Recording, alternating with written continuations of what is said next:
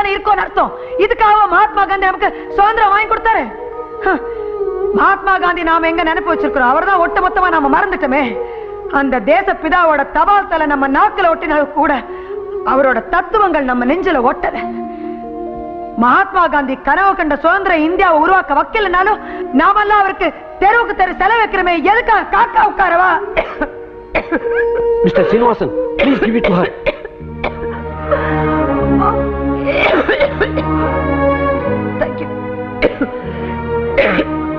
இந்த வழக்கு மீண்டும் அடுத்த மாதம் 6ஆம் தேதிக்கு ஒத்திவைக்கப்படுகிறது.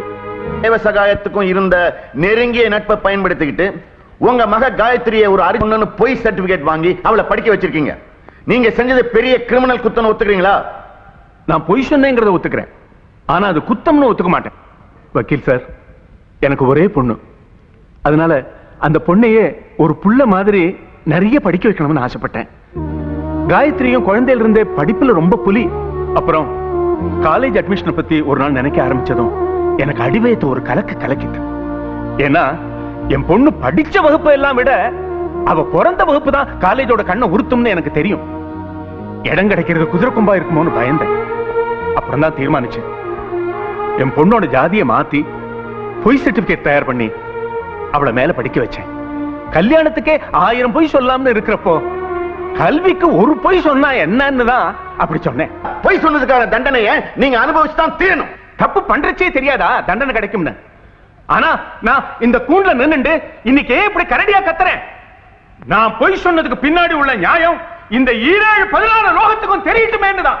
சூழ்நிலையை சொல்லி நீங்க உங்க பொய்யை நியாயப்படுத்த முடியாது.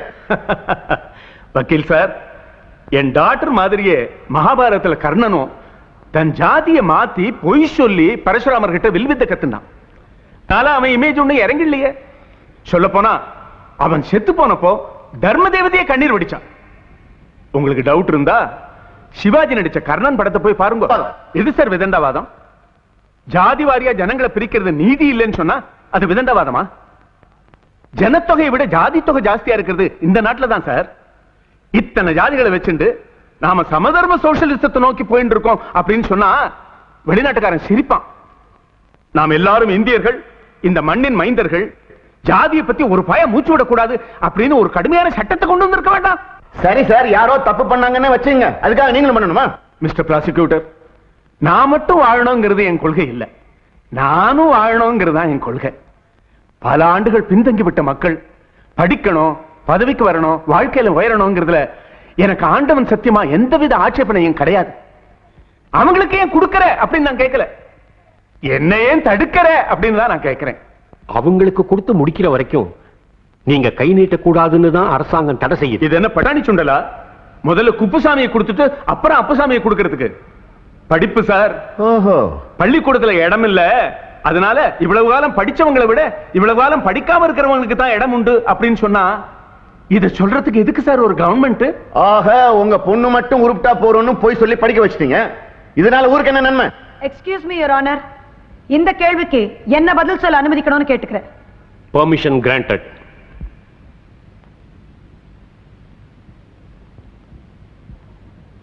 எங்க அப்பாட்ட என்ன கேட்டீங்க? நான் படிச்சதுனால ஊருக்கு என்ன நன்மைன்னு. S right. சில கோவில்கள்ல டியூப்லைட் போட்டிருப்பாங்க, பாத்திருக்கீங்களா? அதுல இந்த மாதிரி பேரெல்லாம் லைக் வீராசாமி வெங்காய மண்டின்னு எழுதிருப்பாங்க.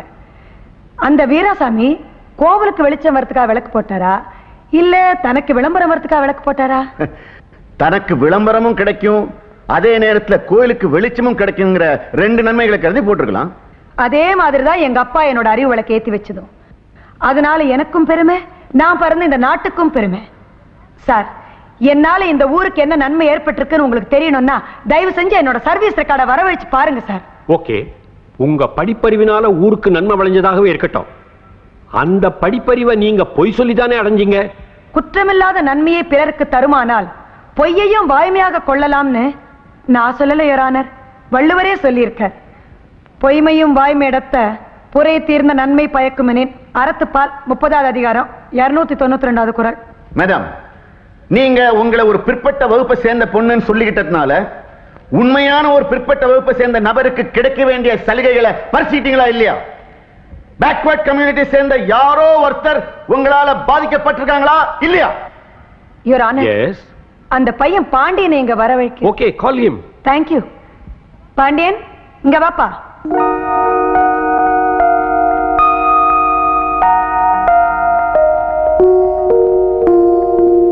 யுவர் ஆனர், இந்த பையன் பேரு பாண்டியன். என் வீட்டுல சமையல் வேலை செஞ்சிட்டு இருக்கிற தேவானையோட ஒரே மகன். பிறப்பால் பிற்பட்ட வகுப்பை சேர்ந்த பையன். சின்ன வயசுல இருந்து மூளை வளர்ச்சி இல்லாதனால எந்த சலுகை ஏற்கிறதுக்கு இவனோட அறிவோ உடம்போ இடம் கொடுக்காது. இந்த பையனைத்தான் நான் என்னோட மகனா தத்தெடுத்துட்டு இருக்கிறேன். யுவர் ஆனர், என்னோட சொத்துக்களுக்கெல்லாம் நான் இவனை தான் வாரிசாக்கியிருக்கிறேன். நான் இறந்தா எனக்கு இவன் தான் கொல்லி போடணும். நான் இதெல்லாம் எதனால செஞ்சேன்? உண்மையான பிற்பட்ட வகுப்பை சேர்ந்த ஒருத்தருக்கு கிடைக்க வேண்டிய சலுகைகள் எல்லாம் நான் அனுபவிச்சுட்டு இருக்கிறேங்கிற மனசாட்சி எனக்கு இருக்கிறதுனால தான் எனக்கு கிடைச்சிருக்கிற வாழ்வுக்கும் வசதிக்கும் நான் இவனைத்தான் வாரிசாக்கி இருக்கிறேன். Your honour. யுவர் ஆனர், இந்த பையனை பெற்ற தாயையும் மற்ற சில சாட்சிகளையும் அடுத்த ஹியரிங்கில் விசாரிக்க சம்மன் அனுப்ப உங்கள் அனுமதியை கோருகிறேன். Permission granted. Court adjourn. Thank you your honour.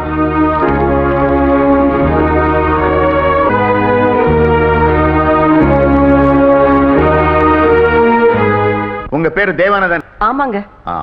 இப்போ உங்க புருஷன் என்ன செஞ்சிட்டு இருக்காரு? இல்லைங்க. இல்லைங்கன்னா? இல்லைங்கன்னா இல்லைங்கன்னு தான் அர்த்தம். ஆமாங்கன்னா அர்த்தம். அது சரிம்மா, இல்லைங்கன்னா வீட்டுல இல்லையா ஊர்ல இல்லையான்னு கேக்குறேன். உலகத்திலேயே இல்லைங்க. ஆமா, புருஷன் இல்லைங்கிறீங்க, பூ வச்சிருக்கீங்க, பொட்டு வச்சிருக்கீங்க. அது என் கொள்கைங்க. கோர்ட்டுக்கு என்னத்துக்கு தெரியனா? புருஷன் செத்து போயிட்டா பூ வச்சுக்கலாம், பொட்டு வச்சுக்கலாம். இன்னொரு புருஷனை தான் வச்சுக்க கூடாது. புரியுதுங்களா? பெரிய புரட்சிகரமான பொம்பளையா இருப்பீங்க போல் இருக்கு. புரட்சி எங்க ரத்தத்திலேயே ஊர்னதுங்க. போராட்டம் எங்க குடும்பத்துக்கு பந்தாட்டம் மாதிரி. என் புருஷன் மொழி போராட்டத்துல செத்தாரு, எங்க அப்பா சுதந்திர போராட்டத்துல செத்தாரு, எங்க பாட்டன் சிப்பாய் கழகத்துல செத்தாரு. ஆக உங்க குடும்பத்துல போராட்டத்துல இறங்காத பொம்பளை நீங்க தான் சொல்லுங்க. அம்மாவை தண்டிக்காதேங்கிற அட்டையை கையில பிடிச்சுக்கிட்டு கோர்ட்டுக்கு வெளியே குந்திக்கிட்டு தான் இருந்தேன். கூப்பிட்டீங்க, கூண்டுல வந்தேன். கருப்பாய் அம்மாளை ஏன் தண்டிக்க கூடாது? ஒரு ஐயர் பொம்பளையா இருந்துகிட்டு அர்ஜுன பொம்பளைன்னு போய் சொல்லி அரசாங்கத்தையே ஏமாத்திட்டாங்களே. இப்படி ஒரு பெரிய அதிகாரியை போய் சொன்னா இந்தியாவுடைய அந்தஸ்து என்ன இருக்கு? அட ஏங்க நீங்க ஒண்ணு இந்தியாவோட அந்தஸ்தையே நீங்க தான் இடுப்புல ஏத்தி வச்சுக்கிற மாதிரியும் புலம்புறீங்க. அவங்க போய் சொன்னதுனால இப்ப என்னங்க? பூசணிக்காய் விலை ஏறிச்சா, புடலங்காய் விலை ஏறிச்சா? தேசத்துக்கு என்ன நஷ்டம் இல்ல சனங்களுக்கு தான் என்ன கஷ்டம்னு என்னத்துக்குங்க போய் சொன்னாங்க? படிக்கிறதுக்கு, கோட்டையை பிடிக்கிறதுக்கா? எலெக்ஷன் டயத்துல 80 பேர் ஓட்டு வாங்குறதுக்காக உதார் விடுறாங்க. எனக்கு ஓட்டு போடுங்க, உங்க வீட்டு பைப்ல எல்லாம் பாயாசமா ஊத்தும், பன்னிக்குட்டி எல்லாம் கண்ணுக்குட்டியா மாறும், மொட்டை தலையில முடி முளைக்கும், சொட்ட தலையில செடி முளைக்கும், அப்படி இப்படின்னு அளந்து விடுறாங்க. ஜெயிக்கிறாங்க, மந்திரியாவும் ஆயிடுறாங்க. சொன்னபடி செய்யறாங்களா? இல்லையே. அப்ப அது பொய் தானே. உடனே உங்க சட்டம் அவங்கள பார்த்து, ஐயா நீ பொய் சொல்லி பதவிக்கு வந்துட்ட, அதனால இனிமே நீ மந்திரி இல்ல எந்திரி அப்படின்லாம் சொல்லணும். சொல்லுதா? ஏமா உங்களை மாதிரி ஜனங்க தானே சாதாரண மனுஷங்களை மந்திரி ஆக்குறீங்க, அப்புறம் நீங்களே எப்படி சலிச்சிட்டா இப்படி? அடாடாடா ஐயா, இப்ப சொன்னீங்களே இது 100க்கு 100 கரெக்ட்டுங்க. எங்களால மனுஷங்களை மந்திரியாக்க முடியல. முடியல. என்ன பண்றது? மாமியா உடைச்சா மஞ்சட்டி, மருமக உடைச்சா பொஞ்சட்டின்னு உங்களை மாதிரி ஆளுங்கள்லாம் பெரிய பெரிய தலைவருங்க போய் சொன்னா மட்டும் கண்டுக்காம விட்டுடுறீங்க. எங்க அம்மா மாதிரி அதிகாரிங்க போய் சொன்னா தாட்டு புட்டு தஞ்சாவூர் ரோட்டுன்னு குதிக்கிறீங்க. நீங்க ஏன் கருப்பாய் அம்மாளுக்கு இவ்வளவு பெரிய வக்காலத்து வாங்கி பேசுறீங்கன்னு எனக்கு இப்பதான் புரியுது. அவங்கள தண்டிச்சு இன்னைக்கு வரைக்கும் அவங்க சேர்த்து வச்சிருக்கிற சொத்தை பறிமுதல் செஞ்சா உங்க மகனுக்கு ஒரு தவிட்டுப்பான கூட செஞ்சாரு. ஏன்னா அவங்க தான் உங்க மகனை தத்தெடுத்திருக்காங்க. இப்படி எல்லாம் பொடி வச்சு பேசுனீங்க, அப்புறம் என் வாயில நல்லாவே வந்துரும். கோடி கோடியா கொட்டி கொடுத்தாலும் நான் பெத்தெடுத்த மகனை இன்னொருத்தர் தத்தெடுக்க விட மாட்டேயா. என் மகன் சடதான், சப்பானிதான், முதுக சுத்தி மூக்க தொடுற முட்டா பையதான். இருந்தாலும் காக்கைக்கு தன் குஞ்சு பொன் குஞ்சு. சொன்னீங்களே ஒரு வார்த்தை, சொத்துக்காகவே தத்து கொடுத்தேன்னு. இந்த இடத்துல சுருக்குன்னு தச்சிருச்சியா. பணத்துக்காக இல்லைன்னா வேற எதுக்காக தத்து கொடுத்தீங்க? குணத்துக்காக ஐயா, கருப்பாயம்மாவோட குணத்துக்காக. என் சாதி சனம் கூட ஒண்ணுக்கு விளங்காத என் மவனை ஓரம் கட்டினப்போ அருணா கயிறு அறுத்து கட்டின புண்ணியவதி இந்த அம்மா தான் ஐயா. சரி, நீங்க போலாம். ஒரே ஒரு பாயிண்ட்டுங்க. என்னங்க? எந்த தொழிலுக்கு போனாலும் அரசாங்கத்துல என்ன சாதின்னு கேக்குறாங்களே, ஏங்க சாதிய சனங்க மறந்தாலும் சர்க்காரு மறக்காதுங்களோ? வர்றேங்க. நாடி துடிப்பு எப்படி இருக்கு? பல்ஸ் ரொம்ப இறங்கி போயிருக்கு. 2 நாளைக்கு மேல இங்க வச்சுக்க முடியாது. ஹாஸ்பிட்டல்ல அட்மிட் பண்ணும்படியா வரும். இசக்கி முத்து உண்ணாவிரதத்தை நிறுத்திக்கப்பா. நம்ம வேண்டுகோளை அரசாங்கத்துக்கு எப்படி எல்லாம் தெரிவிக்கணுமோ அப்படி எல்லாம் தெரிவிச்சாச்சு. அது பயனில்லாம போகாது. நீ சாக வேண்டிய அவசியமே இல்லை. உன் உண்ணாவிரதத்தை நிறுத்திக்கப்பா.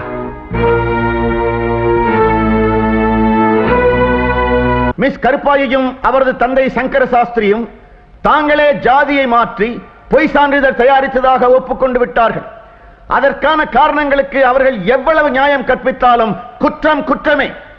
ஒரு இந்திய குடிமகன் எந்த சூழ்நிலையிலும் சட்டத்தை கடைபிடிக்க வேண்டும் என்றுதான் எதிர்பார்க்கப்படுகிறான். சட்டம் என்பது திருத்தப்பட முடியாத பைபிளோ பகவத்கீதையோ அல்ல. இருப்பினும் சட்டத்தை திருத்தும் பணியை தன் கையில் எடுத்துக்கொள்ள எந்த ஒரு தனிநபருக்கும் அதிகாரம் கிடையாது. ஆகவே சட்டத்தை திட்டமிட்டு ஏமாற்றிய சதி வேலையாக கருதி இவர்கள் இருவருக்கும் அதிகபட்ச தண்டனை வழங்குமாறு வேண்டிக் கொள்கிறேன். யுவர் ஆனர், பொய் சான்றிதழ் தயாரிக்கிறது மிகப்பெரிய குத்தம்னு தெரியாத முட்டாள்கள் இல்ல, நானும் எங்க அப்பாவும். இந்த மிகப்பெரிய குத்தத்துக்காக ஆயுள் தண்டனையை கொடுத்தாலும் அத மனப்பூர்வமா ஏத்து தயாரா இருக்கிறேன். ஆனால் இந்த வழக்கினால் அரசாங்கத்தின் கண்கள் திறக்கப்படுமானால் ஜட்ஜ்மெண்ட் ரிசர்வ். அம்மா அம்மா எசக்கி முத்து எசக்கி முத்து இங்க பாரு, அம்மா வந்திருக்காங்க, அம்மா வந்திருக்காங்க. நீ போய் ஒரு கிளாஸ் ஜூஸ் கொண்டு வா. இந்தாங்கம்மா, இந்த இது குடி.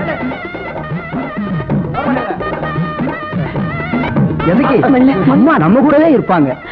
ஜாதிகள் கண்டிப்பாக ஒழிய வேண்டும் என்று குற்றம் சாட்டப்பட்டவர் சொல்வதை முற்றிலும் நியாயமான கருத்தாக இந்த நீதிமன்றம் ஏற்றுக்கொண்டாலும் அதனை ஒழிப்பதற்கான அணுகுமுறை பொய் சான்றிதழ் தயாரிப்பது அல்ல.